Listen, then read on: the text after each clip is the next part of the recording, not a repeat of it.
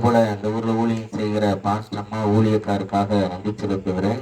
నేను ఇక్కడ పరిచయం చేస్తున్నా దైవదాసులకి చాలా వందనాలు చెల్లిస్తున్నాను. நம்மோடு இணைந்திருக்கிற ஊழியர்களுக்கும் நன்றி செலுத்துகிறேன். ఇక్కడ ఉన్న పాస్టర్ గారు కూడా నా వందనాలు చెల్లిస్తున్నాను.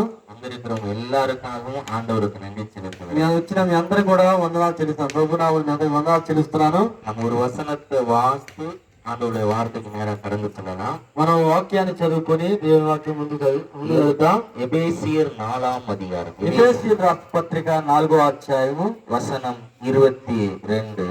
22వ వచనం నుండి எபேசியர் 4 வசனம் 22. ఎఫెసీయుల అధ్యాయము 22వ వచనం చదువుకుందాం. 22వ వచనం చదువుకుందాం. కావున మునుపటి ప్రవర్తన విషయంలోనైతే మోసకరమైన దురాశ వలన చెడిపోవు ఈ ప్రాచీన స్వభావం వదులుకొని మీ చిత్తవృత్తి యందు నూతన పరచబడిన వారై నీతియు యథార్థమైన భక్తి గలవారై దేవుని పోలిక సృష్టింపబడిన నవీన స్వభావం ధరించుకునవలెను. హల్లెలూయా హల్లెలూయా. எல்லாரும் செல்போனை கொஞ்சம் ஒரு ½ அன் அவர் கொஞ்சம் நாங்கள் சுவிட்ச் ஆஃப் பண்ணிருக்கோம். మీ యొక్క ఫోన్లు దయచేసి స్విచ్ ఆఫ్ చేయాలి. దేవుడు చెప్తున్నాడు, உங்களுடைய பழைய சுபாவத்தை பழைய மனுஷனை கலைந்து போடுங்கள் என்று ஆண்டவர் சொல்லுவார். మీ యొక్క ప్రాచీన స్వభావాన్ని విడిచిపెట్టమని చెప్తున్నాడు.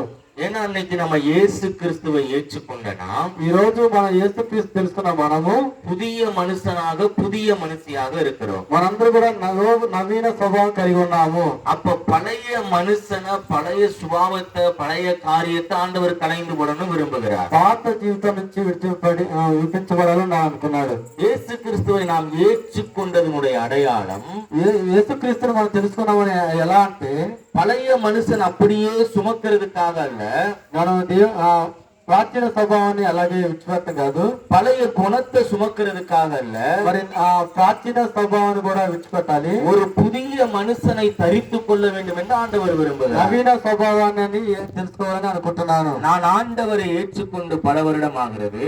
ఏమిటి తెలుసుకున్నా చాలా సంవత్సరాల నుంచి. நான் ஞானஸ்தானம் எடுத்து பல வருடம் ஆகிறது. నేను బాప్తిసం తీసుకున్నాను. நான் సభைக்கு பல வருடங்களாக போகிறேன். నేను చాలా దినములుగా మందిరానికి వెళుతూ ఉన్నాను. ஆனா என்னுடைய பழைய சுபாவம் இன்னும் மாறவே இல்லை. ఆయన నా పాత స్వభావాన్ని మర్చిపోలేదు. ஒரு ட்ரெஸ் பழசா போச்சுன்னா அதை நான் மாத்துறேன். నేను బట్టలు పాతకెళ్ళిపోతే నేను మార్చుకుంటున్నాను. ஒரு வீட்டுல இருக்க வாஷிங் மிஷின் மிக்ஸி ஃப்ரிட்ஜ் பழசா போச்சுன்னா நான் மாத்துறேன். ఇంట్లో ఉన్న పాత మిషన్ అలాగే పాత మరి సామాన్లు మరి మార్చుతున్నాను.